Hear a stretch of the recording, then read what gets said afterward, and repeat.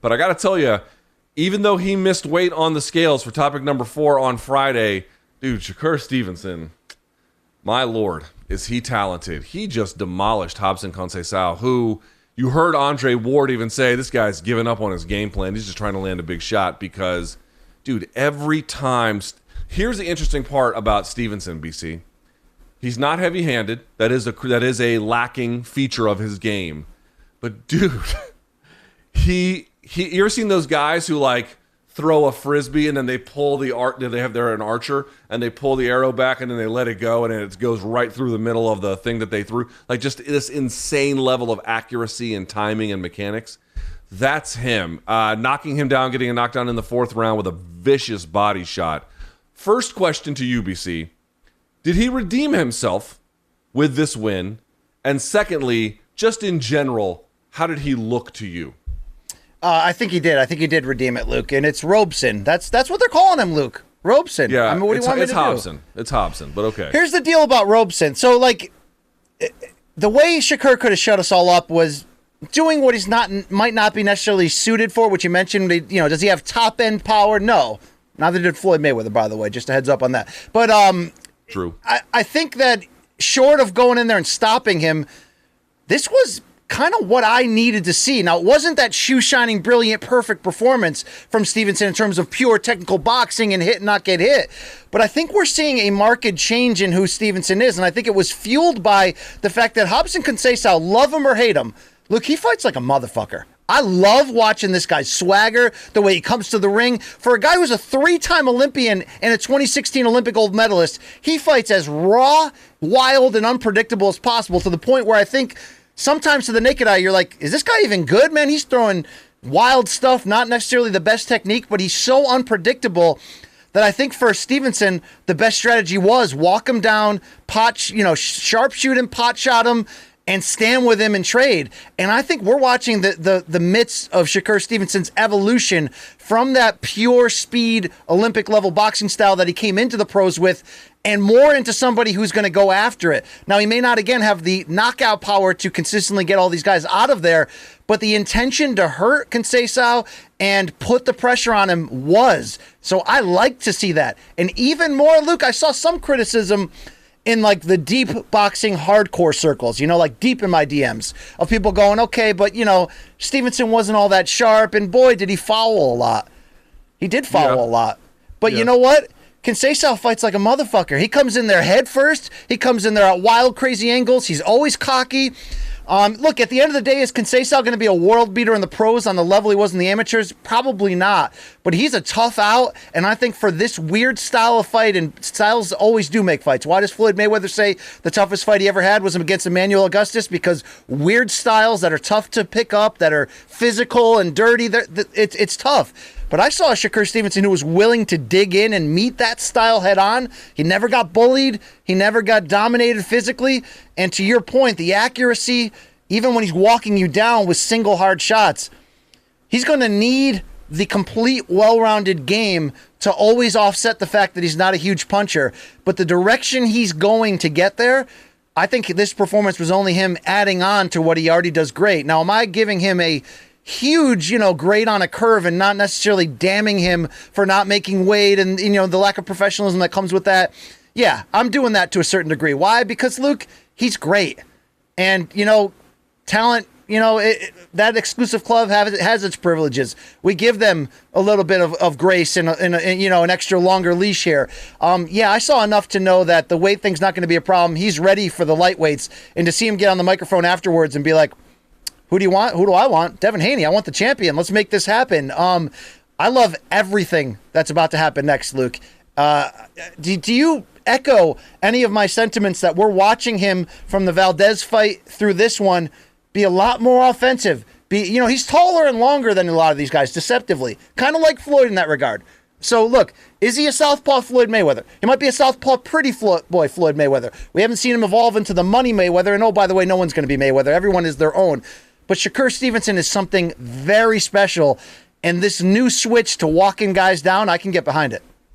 I can get behind it as well. And, dude, Conceição got wild eventually, but if you look at the early rounds, what he was trying to do was counter the jab.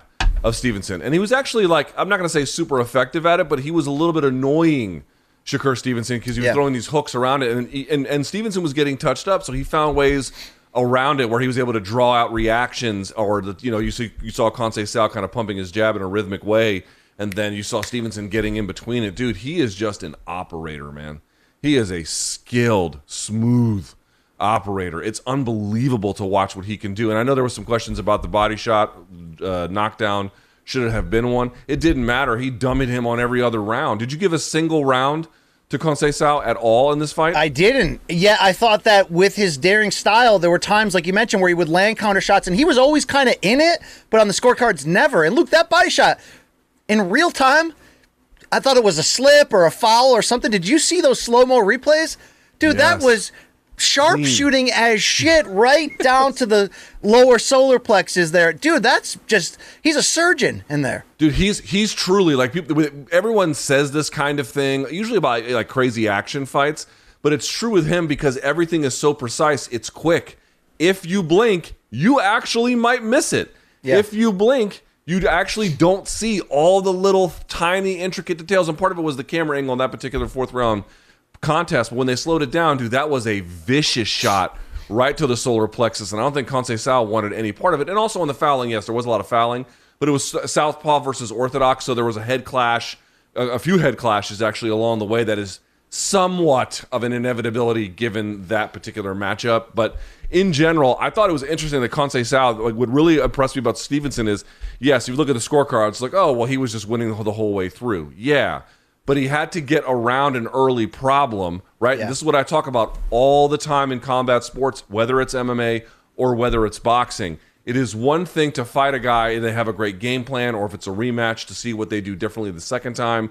The true mark of an elite talent, the very clear indication you're dealing with somebody different, is if in real time some problem emerges and then they diagnose it, and then problem solve effectively by going to a different part of their game that still manages to have, roughly at the end point, the same kind of effect where he's just winning the round cleanly outright. You saw that from Shakur Stevenson. He problem solves other elite guys in real time. I can't say much more about him than that to tell you just how special this guy is. Now, BC takes us to the second part of this topic, which is, who should he fight next? I know the Devin Haney thing is what he called out, but Devin Haney's got business with Kambosos. Who the hell knows what's going to happen there? And he's a little bit occupied at the moment. Let's assume, for the sake of argument, that's not on the table.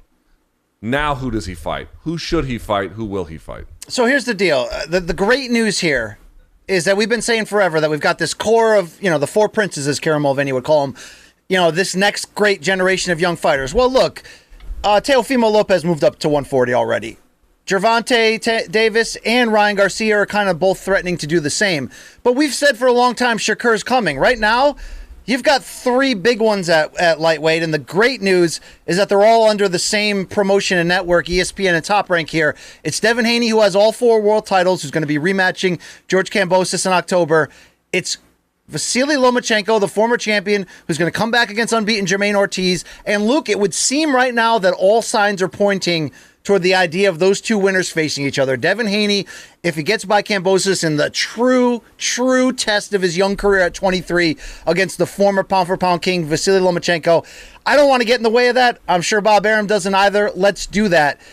That would be setting up whoever comes out of that to essentially be facing Shakur Stevenson, if he can climb the lightweight ladder now that he's moving up somewhere maybe next year in some kind of like true two young stars. I mean, look, the way that could play out, could you freaking imagine the idea of Haney against Stevenson or Lomachenko against Stevenson for all four belts on pay-per-view sometime late next year? I mean, it'd be incredible.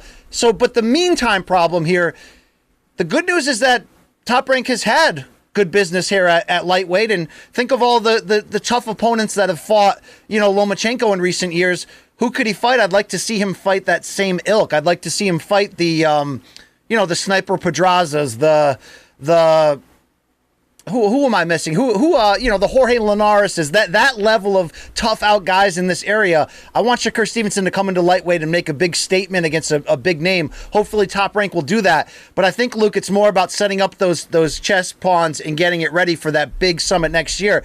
I mean, good God, Luke, if I told you that we're on the way to potentially the winner of Haney and Lomachenko against Shakur Stevenson for all 4 belts in dude, that's one of the, I always make fun of people as much as I'm a Star Wars nerd. Remember when when episodes 1 through 3 came out in the late 90s and people were like camping outside the theater for like a month before the first, before episode 1 came out? They must have been real happy to see Jar Jar after spending a month on that sidewalk. Look, I might join them. I might find out, a year in advance where they're going to end up making that fight. And, you could join me in the tent too. This is great. This is exactly... I mean, how many times, Luke, do we have to wait when young stud versus young stud, both unbeaten, to fight until they're 34, 35, like Spence and Crawford right now? Looks like we're real close to getting it. But damn, we had to wait Mayweather-Pacquiao terms.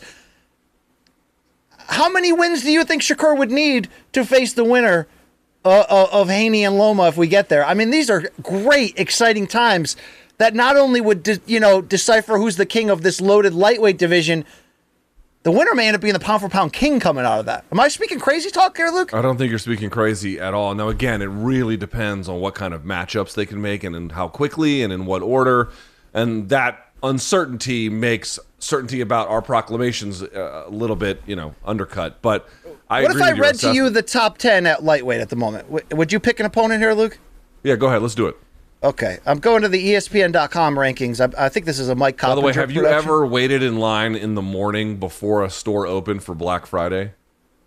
No. Okay. I mean, I feel like if you've done that, you're definitely a degen, right? Dude, I'm not into that life at all. All right. Lightweight, number 1 on ESPN's rankings. Devin Haney, 2 is Lomachenko, 3 Gervonta, 4 Kambosos, Teo, who's moved up, Joseph Diaz Jr. at 6, although a harder fight to make. Isaac Cruz at 7. Gustavo Lemos at 8.